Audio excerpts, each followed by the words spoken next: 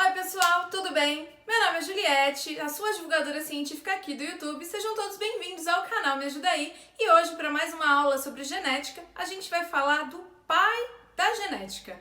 E quem é o pai da genética? O pai da genética é Gregor Mendel. A gente vai começar a primeira lei de Mendel. A gente já teve algumas aulas de genética aí, né? Falando sobre todos os conceitos de genética muito importantes. Se você perdeu essa aula, clica aqui em cima, vai aparecer o link para você assistir, tá? São duas aulas falando sobre todos os conceitos muito importantes. Se você não assistir essa aula, você perde muitos dos conceitos de genética.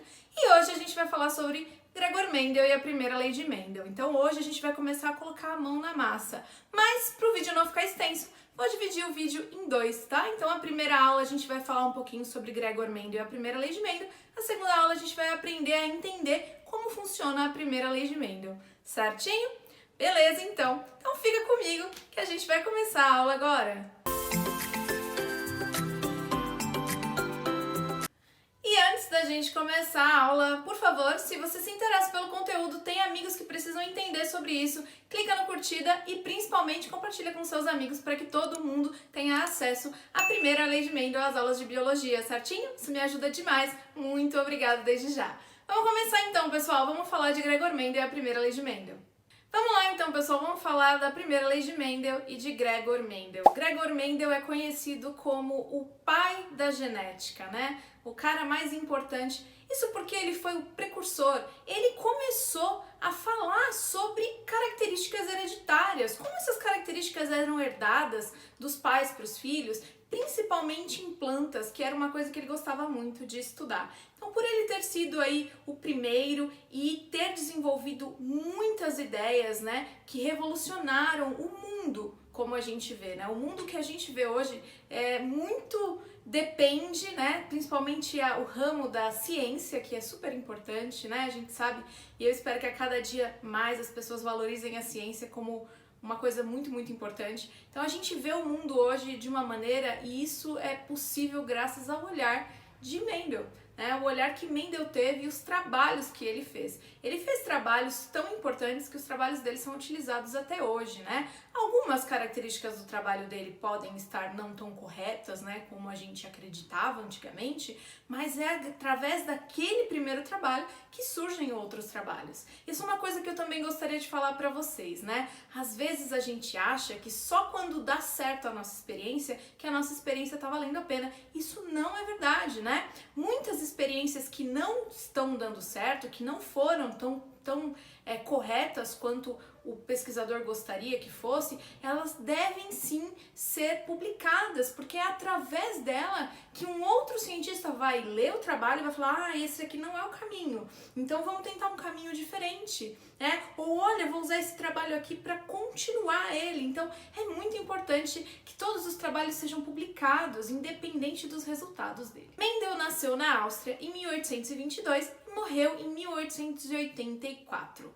Durante esse tempo de vida, Mendel era pobre, né? Ele não era uma pessoa rica. Naquela época, pessoal, não existiam muitos cursos, né? Você podia fazer matemática, podia fazer física, podia fazer medicina, teologia, né, direito, mas todos os cursos eram cursos muito caros, então só as pessoas que dispunham de um bom poder aquisitivo, não é igual agora que a gente dá um jeito não, tá? Se a gente tivesse muito dinheiro, a gente podia estudar. Ele era pobre, não podia estudar, mas ele ingressou em um mosteiro, né? No mosteiro de Santo Agostinho. E aí, a partir do momento que ele começou a estudar teologia e ele virou um monge, aí sim, lá no mosteiro, eles pagaram para ele um curso, né, universitário, e aí ele se tornou um biólogo, tá? Ele gostava mesmo era de botânica e ele tinha, né, quando ele terminou a faculdade, ele tinha uma região ali atrás do mosteiro onde ele abrigava as mudinhas dele e lá ele estudava as plantinhas e ele começou a se interessar sobre as características das plantas, todas as características delas, né, as características morfológicas, né, as formas das plantas e como que aquelas características eram passadas, eram herdadas pela prole. Isso interessou muito Mendel e a partir daí Mendel começou a desenvolver então cruzamentos de plantas de maneira híbrida. E o que significa significa isso? O que significa desenvolver cruzamentos de plantas de maneira híbrida? Mendel, ele observava as características das plantas e ele fazia reprodução, mas a reprodução não era uma reprodução natural. Então ele pegava e retirava grão de pólen de uma planta e ele mesmo, com uma pinça, colocava esse grão de pólen dentro de um ovário de uma outra flor, né? Obviamente da mesma espécie, tá? Quais as flores que Mendel usou? Mendel teve vários trabalhos, mas o trabalho mais importante dele foi o trabalho em que ele utilizou as ervilhas de cheiro. Então ele utilizou ela porque elas tinham cores de flor diferentes, né? Formato de semente diferente e também cor de semente diferente. Então eles tinham várias características diferentes entre elas e queria entender, né, a função, por que aquelas características eram herdadas e como elas eram herdadas quando as plantas se reproduziam. Em 1866, Mendel publicou o primeiro trabalho dele, né, a respeito das plantas e da hereditariedade, que chamava Experimentos com Plantas Híbridas, explicando, né, como que ele fazia a reprodução dessas plantas e o que ele observou a partir da reprodução dessas plantas. E a partir daí, a gente então tem a primeira lei de Mendel, a lei mais importante aí para ter começado, né, a genética, para as pessoas terem começado a entender, né, como funciona a genética.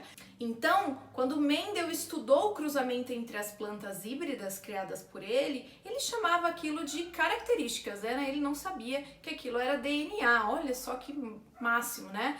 Ele tinha experiências muito avançadas a respeito de hereditariedade, mesmo sem saber o que era de verdade hereditariedade. Mendel realmente merece ser eternizado pela ciência, assim como tantos outros cientistas merecem reconhecimento, né?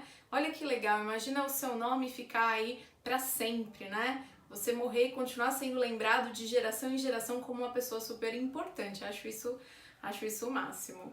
Bom, pessoal, espero que vocês tenham gostado de saber sobre Mendel e por que Mendel começou aí a ser chamado de pai da genética. A próxima aula a gente vai falar sobre esses experimentos de Mendel, os cruzamentos entre as plantas híbridas, as ervilhas de cheiro e como esses cruzamentos acontecem. Eu vou ensinar fazendo exercício, tá, com vocês. Eu espero que vocês tenham gostado. Não esquece de assistir a próxima aula. Um beijo! Até a próxima aula! Tchau, tchau!